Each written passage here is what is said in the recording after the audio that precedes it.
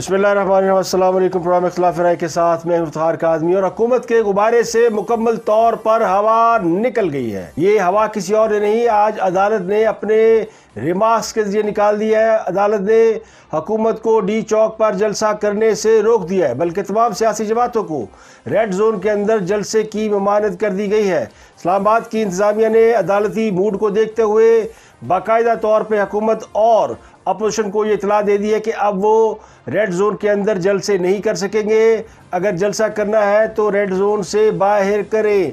तो अब हुकूमत कहाँ जलसा करेगी और अपोजिशन कहाँ जलसा करेगी, और क्या ये जलसे होंगे या नहीं होंगे। हाँ साहब पिछले कई दिनों से इस बात के ऊपर जोर दे रहे हैं कि डी चौक पर जलसे से वो हुकूमत के खिलाफ अपोजिशन की अदम एतमाद की तहरीक को शिकस्त देंगे।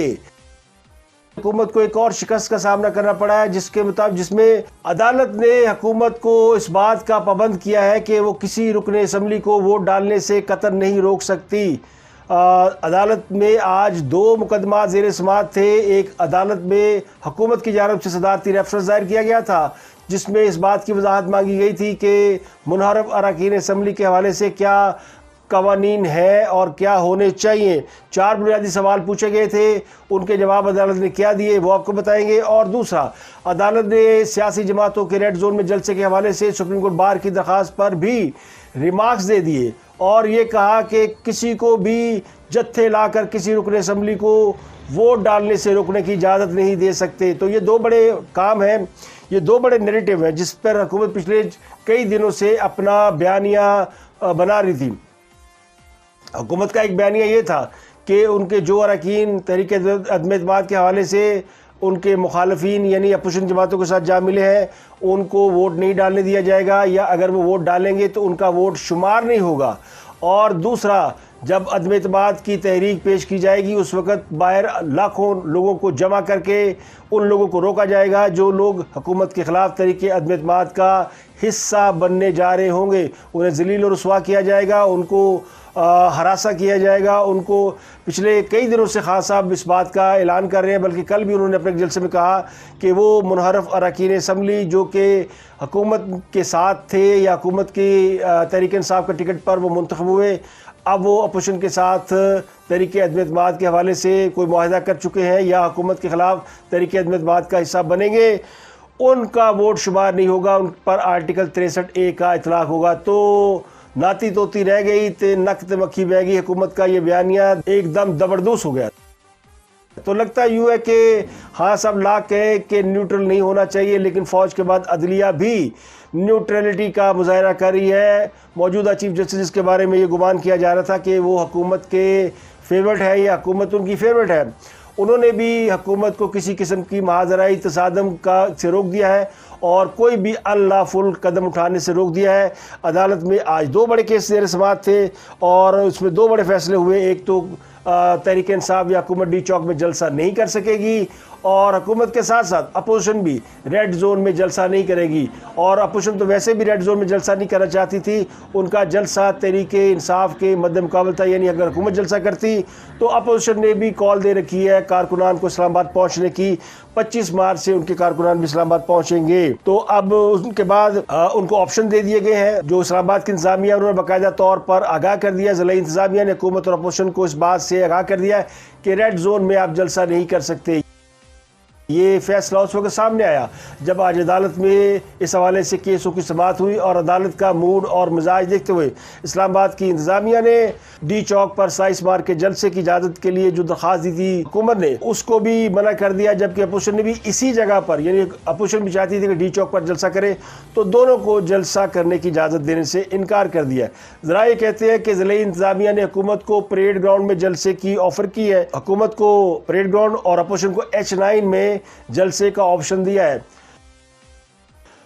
तो हुकूमत तो इस पर फौरी तैयार हो गई है कि वो परेड ग्राउंड में जलसा करेगी, क्योंकि उन्होंने अपने कारकुनान को कॉल दे रखी है। अब मसला ये कि ये जलसा 27 मार्च को रेड जोन में नहीं होगा बल्कि उससे बाहर होगा। तो डी चौक पर खान साहब का लाखों अफराद को जमा करने का ख्वाब जो है वो अधूरा रह गया।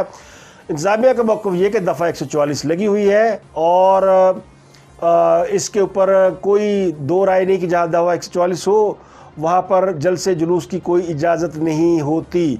تو پی ٹی آئی نے ڈپٹی کمشنر کو اس کے بعد پریڈ گراؤنڈ میں جلسے کی درخواست دی جو قبول کر لی گئی ہے، جبکہ اپوزیشن نے اس حوالے سے بھی کوئی مثبت جواب نہیں دیا۔ اس سے پہلے جب عدالت میں ایک بڑے کیس کی سماعت ہوئی، وہ کیس تھا سپریم کورٹ کے اندر ایک صدارتی ریفرنس دائر کیا گیا ہے، منحرف اراکین کے خلاف صدارتی ریفرنس دائر کیا گیا ہے، جس پر سپریم کورٹ نے لارجر بینچ تشکیل دینے کا فیصلہ کیا ہے۔ ایوان میں ہارس ٹریڈنگ اور آرٹیکل 63A کی تشریح کے لیے حکومت نے یعنی صدر مملکت عارف علوی کی جانب سے ایک آرڈیننس سپریم کورٹ میں دائر کیا گیا تھا، جس میں 4 سوال پوچھے گئے تھے، جن کے مطابق حکومت نے سوال اٹھایا تھا کہ آرٹیکل 63A کے تحت کیا اراکین اسمبلی کو پارٹی پالیسی کے خلاف ووٹ دینے سے روکا جا سکتا ہے۔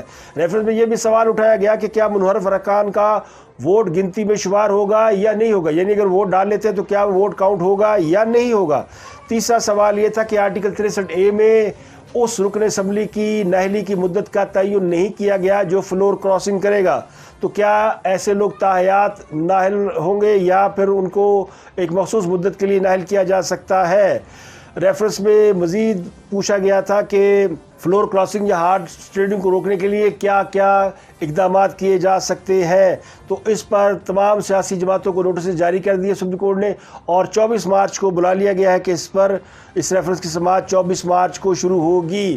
اس کیس کی سماعت کے دوران اٹارنی جنرل نے واضح طور پر یہ کہا کہ حکومت آئینی تقاضوں کو پورا نہ کرنے کا کوئی ارادہ نہیں رکھتی، سپریم کورٹ سے کوئی ہم اسٹے آرڈر نہیں مانگ رہے، حکم امتناع نہیں مانگ رہے، اور صدارتی ریفرنس کی وجہ سے اسمبلی کی کارروائی بھی متاثر نہیں ہوگی، کسی کو ووٹ کا حق استعمال کرنے سے نہیں روکا جا سکتا۔ تو عدالت جو پچھلے 2 دنوں سے اپنا ایک نیریٹو بلڈ کر رہی تھی کہ ہم روکیں گے، عوام کسی کو ووٹ ڈالنے کے لیے جانے نہیں دیں گے، ان عوام میں سے گزر کے جانا پڑے گا، اور اگر وہ ووٹ ڈالنے کے لیے جائے گا تو عوام اس کی تکہ بوٹی کر دیں گے، فیتی فیتی کر دیں گے۔ مطلب ان بٹوین دی لائن یہی تھا کہ اگر لاکھوں کے مجموعے میں سے ایک شخص ان کے مخالف ووٹ ڈالنے جائے گا تو پھر اس شخص کا کیا بچے گا، اس کی تو شاید تکہ بوٹی بھی یا ہڈی بھی کسی کے ہاتھ نہیں آئے گی، تو اس کی دھجیاں اڑا دی جائیں گی۔ تو اس قسم کا تاثر دیکھ کے اراکین اسمبلی کو جو ہراساں اور خوفزدہ کیا جا رہا تھا، اس پر عدالت نے آج روک لگا دی ہے۔ دوسرا بڑا کیس تھا جو کہ سپریم کورٹ بار ایسوسی ایشن نے کیا ہوا تھا کہ سیاسی جماعتیں ریڈ زون کے اندر جلسہ کر رہی ہے، جس سے تصادم اور لا اینڈ آرڈر خراب ہونے کا خدشہ ہے۔ اس پر بھی عدالت نے آج بہت زبردست ریمارکس دیے، اور عدالت نے کہا کہ جناب کوئی بھی شخص جتھے نہیں لا سکتا، کوئی ڈی چوک کا استعمال نہیں کر سکتا، کوئی ہجوم نہیں لا سکتا، اور جب تحریک عدم اعتماد پیش کی جا رہی ہوگی، جب اسمبلی کا اجلاس چل رہا ہوگا، تو کوئی بھی شخص ریڈ زون میں کسی قسم کا جلسہ جلوس نہیں کر سکے گا، کسی رکن اسمبلی کو ووٹ ڈالنے سے نہیں روکا جا سکتا۔ تو یہ 2 بڑے فیصلے ہیں جس کے تحت آج عدالت نے 2 ریمارکس دیے اور کہا کہ کسی کو روکا نہیں جا سکتا۔ اس کیس کی بھی سماعت 24 مارچ کو رکھی گئی ہے۔ اب سوال یہ ہے کہ کیا عمران خان سپریم کورٹ میں دائر پٹیشن کے ذریعے تحریک عدم اعتماد کو ناکام بنا سکتے ہو؟ کیا یہ اس لیے عدالت میں گئے ہیں کہ تحریک عدم اعتماد کو روکا جا سکے؟ لیکن عدالت نے اپنے موڈ اور مزاج سے بتا دیا کہ عدالت اس معاملے میں کوئی بھی رخنہ ڈالنے کا ارادہ نہیں رکھتی۔ جب اس کیس کی سماعت ہوئی تو اس کیس میں پہلی بار 3 بڑی سیاسی جماعتوں کے رہنما مولانا فضل الرحمان، شہباز شریف اور بلاول بھٹو عدالت میں پہنچے۔ یہ درخواست میں مدعی احسن مون تھے، سپریم کورٹ بار ایسوسی ایشن کے صدر۔ تو سپریم کورٹ بار کے وکیل نے کہا اسپیکر نے 25 مارچ کو قومی اسمبلی کا اجلاس طلب کیا ہے، حالانکہ آرٹیکل 95 کے تحت 14 دن میں اجلاس بلانا لازم ہے۔ 14 دن سے زیادہ اجلاس میں تاخیر کرانے کا کسی کو کوئی حق نہیں ہے، یہ آئین کی خلاف ورزی ہے۔ تمام اراکین اسمبلی کو آزادانہ طور پر ووٹ ڈالنے کا حق ہونا چاہیے۔ تو چیف جسٹس نے اس پر ریمارکس دیے کہ ووٹ ڈالنا ہر رکن اسمبلی کا آئینی حق ہے۔ عدالت نے صرف یہ دیکھنا کسی ایونٹ کی وجہ سے کسی کا کوئی حق رہ تو نہیں جاتا، کوئی ووٹ کے حق ڈالنے سے محروم تو نہیں رہ جاتا۔ یہ تمام اسمبلی کا اندرونی معاملہ ہے، بہتر یہ ہوگا کہ اسمبلی کی جنگ اسمبلی کے اندر لڑی جائے۔ عدالت ابھی تک اسمبلی کی کارروائی میں مداخلت کا کوئی ارادہ نہیں رکھتی، نہ اس پر کنونس ہے۔ صرف عدالت یہ دیکھے گی کسی کے حقوق متاثر نہ ہو۔ عدالت صرف یہ چاہتی ہے کسی کو ووٹ ڈالنے سے نہ روکا جائے۔ جیسے منیب اختر نے کہا کہ آرٹیکل 17 سیاسی جماعتیں بنانے کے حوالے سے ہے، جس کے تحت سیاسی جماعت کے کچھ حقوق ہوتے ہیں۔ آرٹیکل 95 کے تحت ووٹ کا حق سیاسی جماعت کا ہوتا ہے۔ آرٹیکل 95 کے تحت رکن اسمبلی سیاسی جماعت میں شمولیت کے بعد اس جماعت کی پالیسی پر عمل کرنے کا پابند ہے۔ آئین کی شق کے تحت رکن اسمبلی آزادی سے ووٹ ڈالتا ہے، لیکن بار کا کیس آئین کی کس شق کے تحت ہے یہ تو بتا دے، جس پر بار کے وکیل نے یہ جواب دیا کہ آرٹیکل 91 کے تحت اسپیکر اور دیگر عہدیداروں کا انتخاب کیا جاتا ہے۔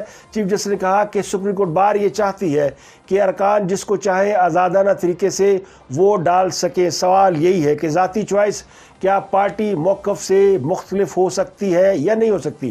ووٹ کا حق کسی رکن کو ایبسولوٹ یعنی مطلق نہیں ہوتا۔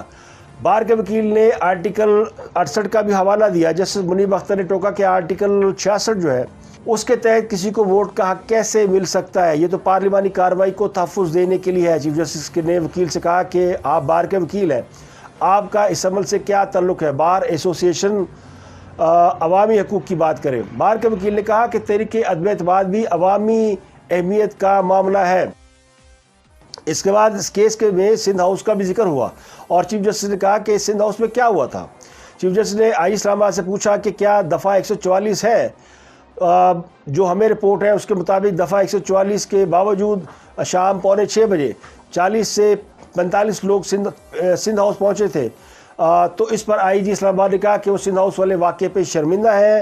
ریڈ زون کے اطراف تک 144 یعنی ریڈ زون میں دفعہ 144 کا نفاذ ہے اور اس کا دائرہ کار ریڈ زون کے اطراف تک بڑھا دیا گیا ہے۔ مظاہرین جتھے کی صورت میں سندھ ہاؤس نہیں آئے تھے۔ پولیس نے 2 اراکین اسمبلی سمیت 15 لوگوں کو گرفتار کیا۔ اس کے علاوہ جے یو آئی کے لوگوں نے بھی سندھ ہاؤس آنے کی کوشش کی لیکن ان کو پولیس نے روک دیا۔ سندھ ہاؤس واقعے پر چیف جسٹس نے کہا کہ یہ واقعہ پولیس کی اتنی ناکامی نظر نہیں آتا۔ دراصل اصل چیز یوں لگتا ہے کہ اراکین اسمبلی کو ووٹ ڈالنے سے روکنے کا معاملہ ہے۔ ماضی قریب میں بھی ڈی چوک پر یہی کچھ ہوا تھا جس کے اثرات سامنے آئے۔ تو چیف جسٹس نے کہا کہ سیاسی جماعتیں اپنی سیاسی طاقت جو ہے وہ پارلیمنٹ میں ظاہر کریں۔ سیاسی جماعتیں بتائیں وہ چاہتی کیا ہیں۔ پولیس کی کسی رکن اسمبلی پر ہاتھ نہیں اٹھا سکتی۔ اگر کوئی رکن اسمبلی قانون توڑے گا تو پولیس ایکشن لے سکتی ہے، لیکن عدالت نے سیاسی قیادت کے درمیان سالس کا کردار ادا کرنا ہے تاکہ جمہوریت چلتی رہے۔ حساس معاملہ ہے اور حساس وقت میں مصلحت کے تحت کیس کو سن رہے ہیں۔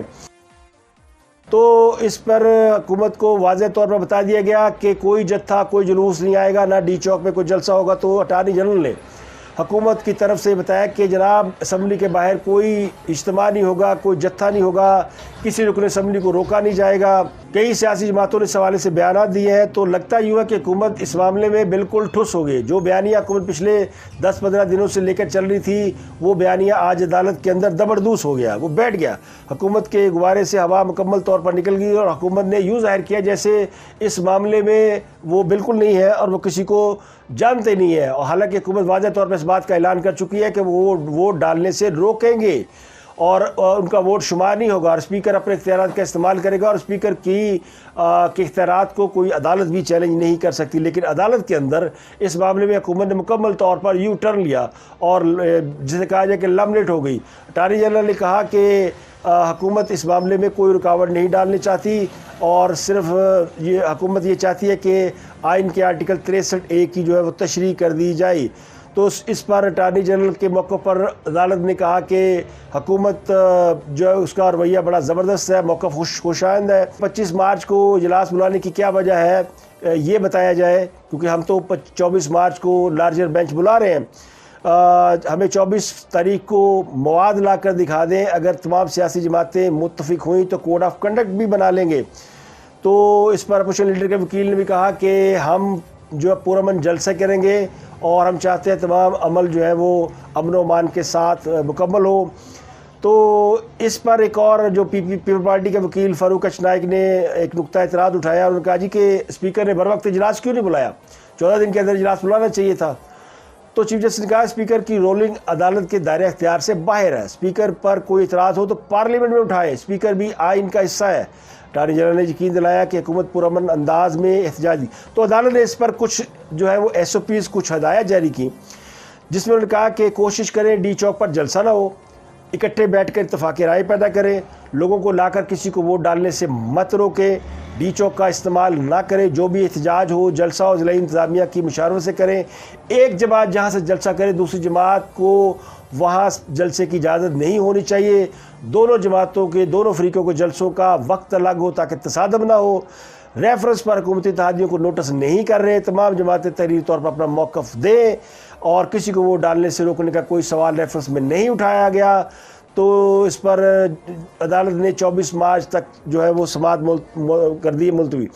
تو یہ آج حکومت کی شکست کا دن تھا. حکومت نے جو نیریٹو بلڈ کیا ہوا تھا 2 محاذوں پہ کہ ہم ووٹ نہیں ڈالنے دیں گے، اس پر بھی عدالت نے اپنی رائے دے دی اور ڈی چوک پہ جلسے کے حوالے سے بھی حکومت نے روک دیا، جس کے بعد ضلعی انتظامیہ نے باقاعدہ طور پر انہیں مطلع کیا، یعنی دونوں فریقین کو، حکومت اور اپوزیشن کو، جس پر اب یہ طے کہ ڈی چوک میں جلسہ نہیں ہوگا. اور پھر اگلا مرحلہ ہوا آج مریم نواز کی پیشی کا. مریم نواز عدالت میں پیش ہوئیں اور اس پیشی کے حوالے سے جو سب کو انتظار تھا وہ اس بات کا تھا کہ نیب نے جو نئے پراسیکیوٹر جنرل رکھے ہیں جناب اظہر صدیق صاحب، وہ ہمارے بھی دوست ہیں، تو ہم سب اس بات کے منتظر تھے کہ اظہر صدیق صاحب عدالت میں کیا کرنے کی کوشش کرتے ہیں، اور چونکہ وہ ایک نقطہ نظر رکھتے ہیں اور اظہر صدیق کے بارے میں جو ہمیں اطلاعات ہیں یا ہمارا گمان ہے کہ وہ حکومت کے اتنے خیر خواہ نہیں ہیں جتنے وہ ان کے خیر خواہ ہیں جو آج کل حکومت سے ناراض ہیں. تو اسی وجہ سے پھر اظہر صدیق صاحب کو شاید نیب نے ہٹا دیا ہے یا وہ خود سے ہٹ گئے ہیں. تو آج ان کی جگہ ایک اور وکیل امتیاز صدیقی صاحب پیش ہوئے. یہ وہ کیس ہے جس کے اوپر حکومت جو ہے وہ نیب جو ہے وہ سستی کا مظاہرہ کر رہی ہے، اور نیب چاہتی ہے کہ اس کیس کے اوپر ٹائم بائٹ کیا جائے، جبکہ دوسری طرف مریم نواز اس کیس کی سماعت جلد سے جلد چاہتی ہیں. اس کیس میں بہت سے دلچسپ باتیں سامنے آئی ہیں، اور اس میں جو مریم نواز نے آج باتیں کی، اور مریم نواز نے جس طرح پرائم منسٹر کی جو عزت افزائی کی، انہوں نے کہا کہ عمران خان تکبر کا شکار ہو گئے اور پوری پارٹی ان کے ہاتھ سے ریت کی طرح نکل گئی ہے. مریم نواز نے یہ کہا کہ نیوٹرل لفظ کا آج کل بڑا چرچہ ہے، اور اس لفظ نے ایک شخص کی ہوا نکال دی ہے، اور 22 سالہ جدوجہد ان کی زمین بوس ہو گئی ہے، پارٹی کا شرازہ بکھر گیا ہے. عمران خان کے برسر اقتدار ہونے کے باوجود لوگ ان کو چھوڑ کر جا رہے ہیں. حکومت تو 10 لوگ پورے نہیں کر پا رہی. اب یہ آوازیں نہیں نکال رہے بلکہ یہ چیخ رہے ہیں کہ مجھے بچا لو. اتنا برا حال تو کسی تانگا پارٹی کا بھی نہیں ہوا. ڈرانے دھمکانے کے تو دن گئے، اب تو عمران خان صاحب کے حساب کتاب کا اور ان کی بندش کا وقت ہے. اب تو اس کی خیر منانی چاہیے. یہ دھمکیاں وہ اپوزیشن کو نہیں دے رہے، یہ دھمکیاں وہ کسی اور کو سنا رہے ہیں. آپ کھڑے ہو کر جلسوں میں بدتمیزی کرتے ہیں، بد تہذیبی کرتے ہیں. بلاول کو آپ کہتے ہیں کہ اس کی اردو اچھی نہیں، اس کی آپ نقلیں اتارتے ہیں. مسخرے لگتے ہیں آپ جب یہ کام کرتے. تو خان صاحب پر چاروں طرف سے تانوں تشنی کے جو نشتے برس رہے ہیں، اور خود اب خان صاحب کیا کریں گے. خان صاحب بڑی مشکل میں ہے، لیکن آج انہوں نے اپنی ہمت کو جمع کرتے ہوئے سندھ سے یعنی کراچی سے اراکین اسمبلی کو بلایا اور ان سے ملاقات کی. ان سے 10-12 اراکین اسمبلی کی ملاقات کرائی گئی، جس میں عامر لیاقت شامل نہیں تھے. اس کی کیا وجہ تھی، کیوں عامر لیاقت اس ملاقات میں شامل نہیں ہوئے؟ حالانکہ انہوں نے کچھ روز پہلے ایک ویڈیو پیغام میں کہا تھا کہ خان صاحب ہمیں ملاقات کا وقت نہیں دے رہے، لیکن ساتھ ہی انہوں نے ایک بڑی اہم خبر بریک کی تھی جس میں انہوں نے کہا تھا کہ خان صاحب آرمی چیف کو تبدیل کرنا چاہتے ہیں، تو وہ اس عمل کی، اس فعل کی حمایت نہیں کرتے. اس کے علاوہ انہوں نے اپنے فیوچر کے حوالے سے بھی اعلان کر رکھا ہے کہ وہ آئندہ پی ٹی آئی کی سیٹ سے الیکشن نہیں لڑیں گے. تو شاید یہی وجہ ہے کہ جس کی وجہ سے جو ہے عامر لیاقت کو نہیں بلایا گیا. تو کچھ اراکین اسمبلی سے جو ملاقات ہوئی ان میں 2 وفاقی وزراء بھی شامل تھے، جن میں علی زیدی بھی تھے اور وہ پرویز خٹک بھی تھے.